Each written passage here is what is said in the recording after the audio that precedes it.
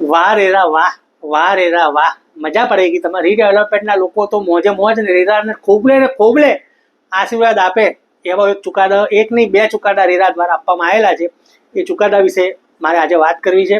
તમે મને ઓળખો જ છો, હું છું લોયર નિકુંજ સોની, અને આપણે હંમેશા આ વિડીયોમાં સોસાયટી રીડેવલપમેન્ટ રેરા અને રિયલ એસ્ટેટના કહેવાય ને આંટીઘૂંટીઓ બાબતે, કાયદાની આંટીઘૂંટીઓ બાબતે વાત કરતા હોઈએ છીએ. તો આજે રેરાનો એક ચુકાદા વિશે વાત કરવાની છે કે જેના કારણે કહેવાય ને કે જે રીડેવલપમેન્ટ પ્રોજેક્ટમાં જે જૂના મેમ્બર હોય એને બહુ જ મોટી રાહત મળી છે. તો આ વિડીયો સમગ્ર રીતે આખો જોજો અને લાગતા વળગતાને ફોરવર્ડ કરજો. અને તમારે પણ ક્યાંય ન્યાયની જરૂર પડે તો હવે તમે રેરામાં જઈ શકો છો એવા ઉજળા સંજોગો આ ચુકાદાને આધીન થયા છે. તો મિત્રો તમને આખી શું ઘટના છે એવું તમને કહી દઉં. મિત્રો, અમદાવાદમાં જે અખબારનગરથી આગળ નિર્ણયનગર ગરનાળા તરફ થાવ ત્યારે જમણી બાજુ એક સોસાયટી આવે છે જે અત્યારે બહુ લેન્ડમાર્ક થઈ ગઈ છે, જેનું નામ છે એન્ટિલિયા. લગભગ 14 માળની આ નવી સ્કીમ બની છે.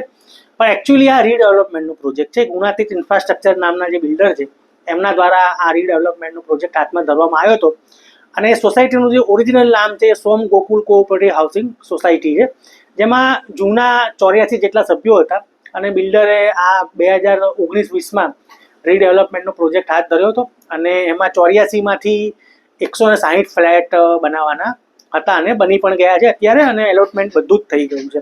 પણ બન્યું એવું કે સોસાયટીને અને સોસાયટીના 2 સભ્યોને, આપણે સોસાયટીની વાત હમણાં બાજુમાં રાખીશું, એનો પણ ચુકાદો આવ્યો છે, 21 પાનાનો ચુકાદો છે. પણ આજે આપણે વાત કરીશું સોસાયટીના 2 સભ્યો જે જૂના સભ્યો હતા, એમને બિલ્ડર સાથે અમુક ડિસ્પ્યુટ થયા હતા. ડિસ્પ્યુટમાં એવું હતું કે જે જૂના સભ્ય છે એને નવા ફ્લેટ આપવાના હતા, એ વાત તો નિર્વિવાદ છે. પણ એમાં વાત એવી હતી કે આજે જૂના સભ્યોએ બિલ્ડર પાસે એવી માગણી કરી હતી કે અમુક જૂની જંત્રી પ્રમાણે કે એવી રીતે એમને ફ્લેટનો દસ્તાવેજ દર નક્કી કરી આપવામાં આવે. અમુક વસ્તુ હલકી ગુણવત્તાની વાપરવામાં આવી હતી, એની સામે એ લોકોએ વાંધો ઉઠાવેલો હતો. બીજું કે ફ્લેટનો કાર્પેટ એરિયા જે બિલ્ડરે પ્રોમિસ કર્યો હતો એનાથી ઓછો હતો. અને બીજા પણ ઘણા બધા જે કહેવાય ને કે મુદ્દાઓ હતા કે ધારો કે જે એનું જે ફ્લેટ છે એની હાઇટ જે પ્રોમિસ આપવામાં આવી હતી એનાથી ઘણી બધી ઓછી હતી. એટલે આ બધા લીગલ ડિસ્પ્યુટ હતું, તો એના બધા રિફંડ ને બધું આ લોકોએ માગેલું હતું જૂના મેમ્બરોએ. પણ બિલ્ડરે કોઈ મચક નહીં આપતા અંતે તેઓએ રેરામાં પિટિશન કરી હતી. હવે તમે સાંભળજો, બહુ જ મહત્વનું છે. હવે જૂના રીડેવલપમેન્ટના સભ્યો રેરામાં જઈ શકે કે નહીં એવા અગાઉ 2 ચુકાદા આવ્યા હતા. અને બંને ચુકાદામાં બહુ નિરાશાજનક વાત એવી હતી કે રેરા દ્વારા સ્પષ્ટ કરવામાં આવ્યું હતું કે જે જૂના મેમ્બર હોય એ લોકો સહપ્રાયોજક કહેવાય, એક ટાઈપના પાર્ટનર કહેવાય, બિલ્ડરના પ્રમોટર સહપ્રમોટર કહેવાય, એટલે એ લોકો રેરામાં આવી શકે નહીં.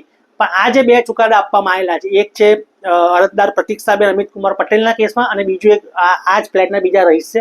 એ બંનેના કેસમાં એ લોકોએ રેરામાં પિટિશન કરી હતી. તો રેરાએ એવું કીધું કે ભાઈ જે પ્રોજેક્ટ રેરામાં રજીસ્ટર્ડ થયેલો હોય અને બીજું કે એલિમેન્ટ ઓફ સેલ હોય તો એમાં રેરાની હુકુમત લાગુ પડે છે. એટલે રેરાની હુકુમત લાગુ પડે એટલે એવું કે જે ફ્લેટમાં રહેનારા હોય એ લોકો રેરામાં આવીને પિટિશન કરી શકે. અગાઉ તો એવું હતું કે રેરાએ જૂના મેમ્બરોની પિટિશન જ ફગાવી દીધી હતી, કોઈ રાહત આપી નહોતી.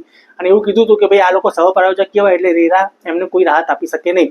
પણ રેરાએ આ બાબતમાં જે કલમ જે કહેવાય કે 3(2)(c) કલમ 3(c) છે, કલમમાં ના પડીએ તો તમને બહુ સામાન્ય ભાષામાં કહું તો એવું કહેવાય કે જે રિહેબિલિટેશન પ્રોજેક્ટ હોય કે જેમાં ધારો કે આ ફ્લેટમાં 84 જણા હતા તો 84ની સામે 84 ફ્લેટ આપવાના હોત તો એ રિહેબિલિટેશન કોમ્પોનન્ટ થયું. એમાં માર્કેટિંગ કે સેલ નવા ફ્લેટનું કે દુકાનોનું હોય નહીં, તો એમાં રેરામાં પ્રોજેક્ટ રજીસ્ટર કરાવવાની જરૂર છે નહીં. પરંતુ આમાં તો 84માંથી 160 ફ્લેટ બનાવવામાં આવેલા છે, તો એમાં રેરામાં રજીસ્ટર કરાવવું જરૂરી છે.